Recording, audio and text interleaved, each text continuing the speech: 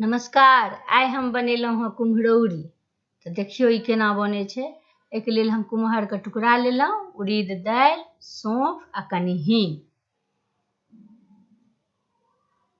आब एकरा हम एकर प्रोसेस करब। एकरा छीलब, छील कऽ कद्दूकस कऽ कऽ घसि लेलहुँ हँ।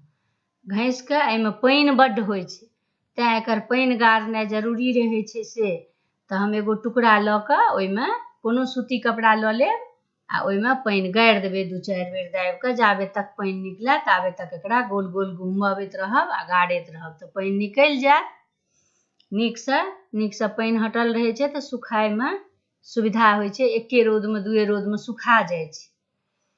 पानिगर रहत तऽ सुखायमे बड्ड रौद लागत। जल्दी सुखाय छै तऽ ई उज्जर होइ छै, देरीसँ सुखाय छै तऽ मलिन भऽ जाइ छै। हम दालि पीस कऽ, तेबखा दालिके पीस कऽ घाटि बना लेने छी। आब ओहिमे हम ओकरा खसा देबै। धऽ देलियै यऽ। आब हम एहिमे सौंफ देबै कनि गमक लए, आओर कनि हींग देबै। 10 दाना सौंफ छीट देलियै यऽ। आब कनि हींग दऽ देबै। तकर बाद एकरा खूब बढ़िआँसँ मिलेबै।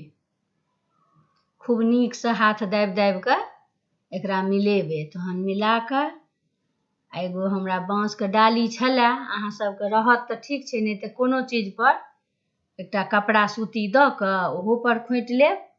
रौदमे फेर देबऽ पड़त खोँटि कऽ, तऽ छोटे चीजपर खोँटि लेब तऽ रौदमे दऽ देबै।